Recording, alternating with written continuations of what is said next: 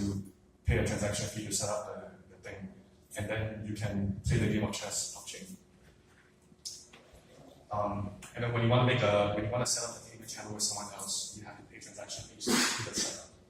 So with generalized state channels, what we're trying to achieve is no on-chain transactions to install a new application into an existing channel.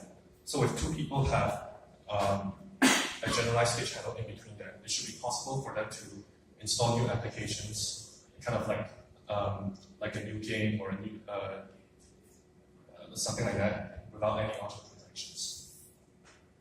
So I'm going to go through an example of that using the same two characters. So Karpov and Kasparov have a payment channel between them, and the balance currently is that Kasparov has 5 ETH and Karpov has 6 ETH. And so maybe this guy's running at 10 points.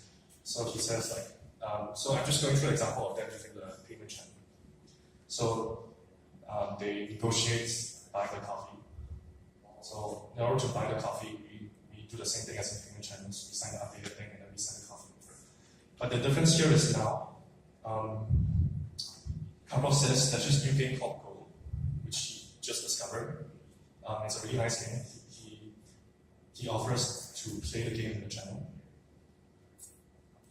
And what happens is, what we want to end up with is a state where the balance of both of them are reduced by 1, and then there's this contract here that says that the winner of this game gets 2 ETH. And then after that point, they can play the game exactly as we do in application-specific state channels.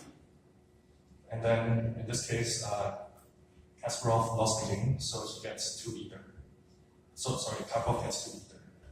So the point of it being a generalized state channel is that this act of installing a new application into the channel doesn't require a transaction. It can be done within a channel. So the way we want to, Sorry, I just have a quick question.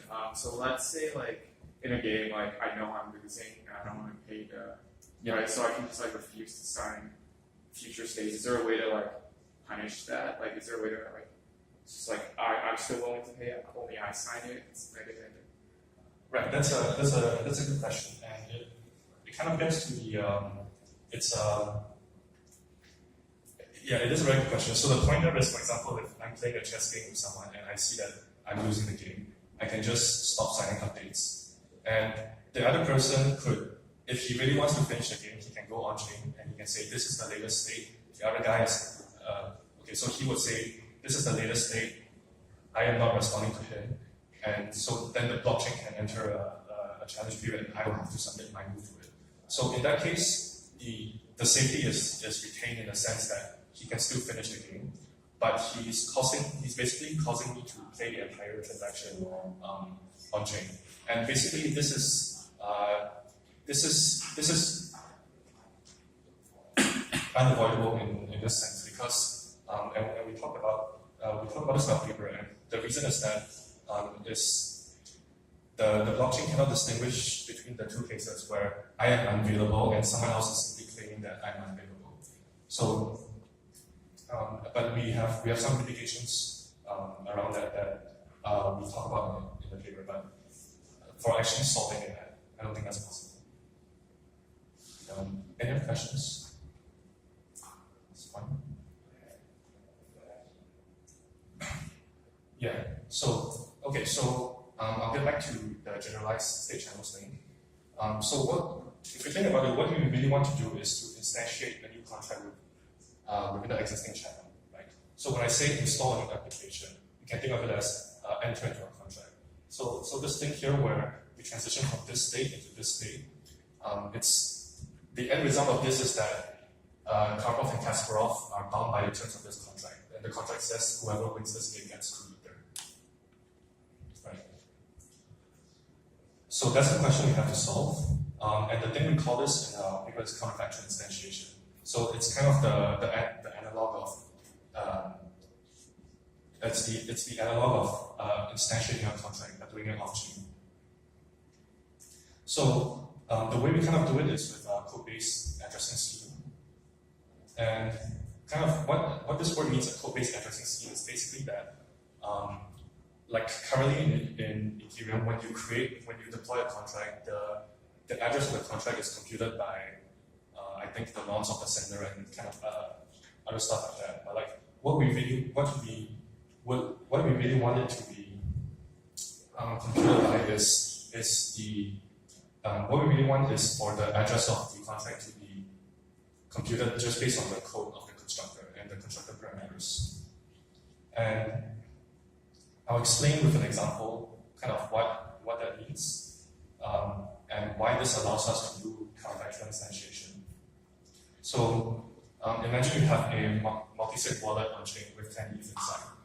So a multi-sig wallet is just a smart contract that like 2 or 3 or 4 people, a fixed set of people control, and if they all sign off on a message, the multi-sig will carry out that action.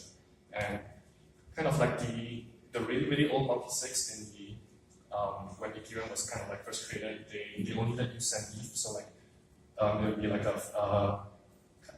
an example of people who use that multi-sig, like the Ethereum Foundation owns a multi-sig, and if the Ethereum Foundation wants to spend some of the money, they have to get all the people to agree to sign off on that transaction, and then the transaction can be done by the multi-sig. So, but the multi-sigs we are using now, they kind of let you commit to doing more complex things. Like for example, if you want a multi-sig that controls an ERC20 token, the multi-sig has to be able to have commitments to do a call, because transfers of ERC tokens are done by calling an ERC20 contract. So we have one of these multi-sigs on chain, and we have a contract with some code, and we haven't deployed this contract yet. But with a code-based addressing scheme, what we can do is we can, even though we haven't deployed it yet, we can figure out what the address of the contract will be once it's deployed. And then we can sign a commitment, for example, saying to the multi-sig saying send 5 ETH to the address of this contract. And once this message is signed, everything is done, because if in the case of this deal, we can deploy the code on chain, we can get you would have the fixed address that we already knew it had, and the commitment commits the multi-sig to sending somebody to this address. So then we can broadcast the commitment to the multi-sig, and it will actually send the ether to this address,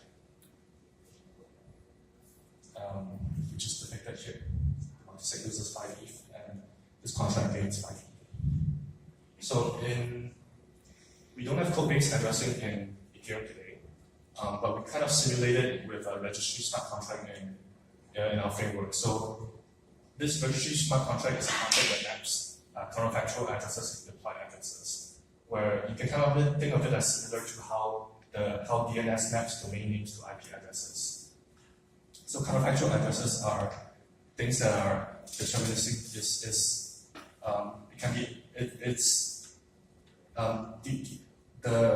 The way we simulate code-based addressing scheme is that the counterfactual address must depend only on the code of the contract.